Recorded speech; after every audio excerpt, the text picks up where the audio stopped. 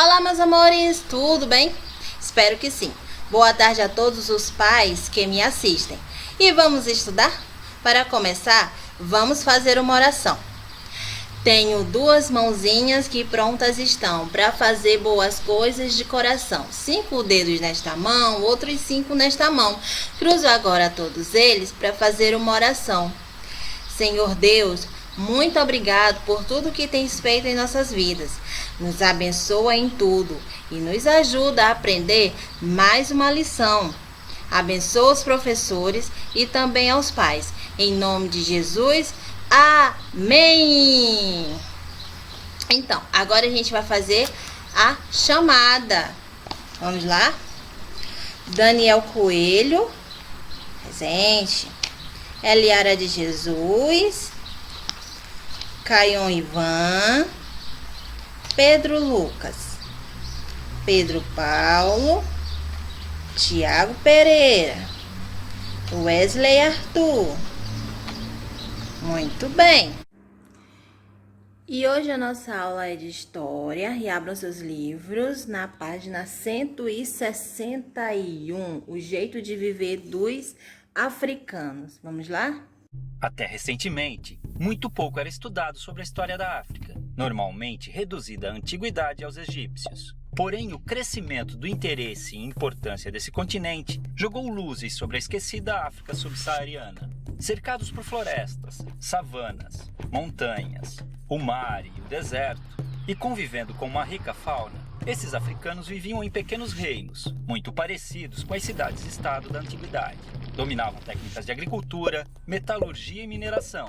Cultuavam diversos deuses e a natureza, acreditando num Deus maior e criador, que variava de nome entre as tribos. Evitavam guerras, estreitando laços através do casamento. Porém, quando o conflito era inevitável, não visava a expansão territorial. Com a exploração europeia da costa da África, os nativos começaram a ser capturados e enviados como escravos para a Europa. A rota do tráfico negreiro mudou a partir da colonização do Novo Mundo, e o comércio de seres humanos atingiu grandes proporções pela necessidade de mão de obra nas novas terras. Os portugueses dividiam os africanos em 3 grandes grupos: os sudaneses, os guinenos sudaneses muçulmanos e os bantus, todos representando uma determinada região do continente e tendo destinos diferentes. O Brasil recebeu cerca de 40% de todos os escravos africanos trazidos para a América, já que demandavam mão de obra para trabalhar em suas culturas de cana-de-açúcar no Nordeste, no ciclo de ouro em Minas Gerais e nas lavouras de café do Rio de Janeiro no século XIX. O transporte desses povos, amontoados nos porões dos navios negreiros, era feito em condições desumanas, e muitos acabavam morrendo na travessia marítima, tendo seus corpos jogados ao mar.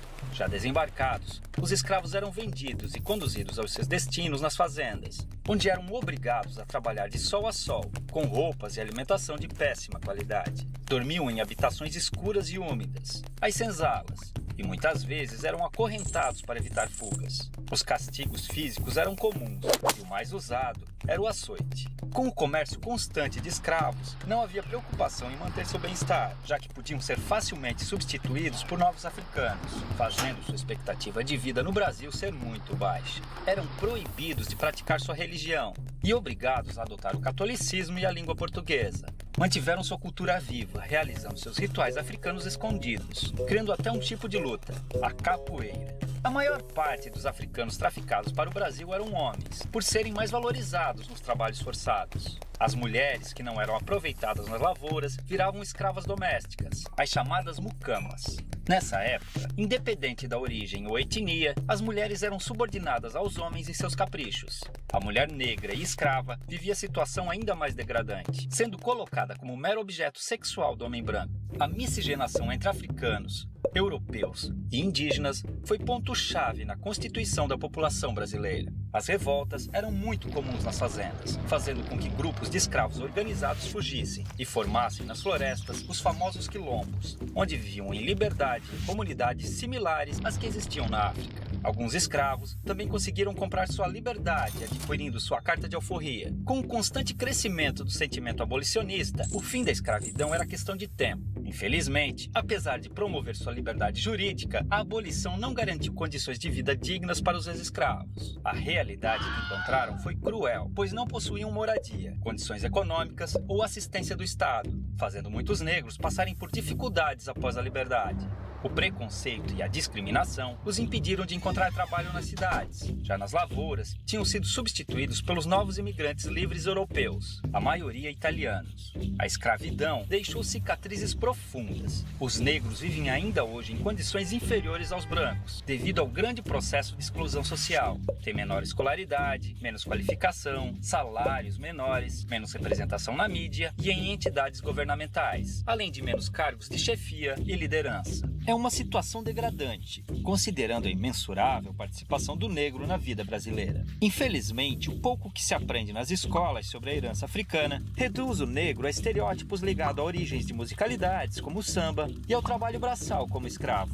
Esse pensamento induz muitas ideias erradas ou incompletas sobre as populações negras. Há muito mais sobre essa superfície. Os africanos foram, sobretudo, fonte de informação para os portugueses, que não tinham conhecimento sobre cultivo e exploração de produtos de regiões tropicais. Foi a tecnologia africana, com seu conhecimento agrícola aprimorado por milênios, além de suas técnicas de mineração, que tornou possíveis os principais ciclos econômicos do Brasil, como a cultura da cana-de-açúcar, a extração mineral e o cultivo do algodão e do café, gerando riqueza e transformando a geografia e a história do país, naquelas que conhecemos hoje. Estima-se que chegaram ao Brasil cerca de 5 milhões de africanos, entre os anos de 1500 e 1850, de um total de 6 milhões que deixaram forçados a África com destino ao país. É uma vergonha que ainda hoje seus descendentes passem por diversos tipos de privações e violências, em um país cuja colonização africana foi muito maior que a europeia. Felizmente, graças à luta do movimento negro, diversas injustiças históricas estão sendo corrigidas, vislumbrando um futuro de esperança, inclusão e igualdade para um povo que sangra, mas resiste.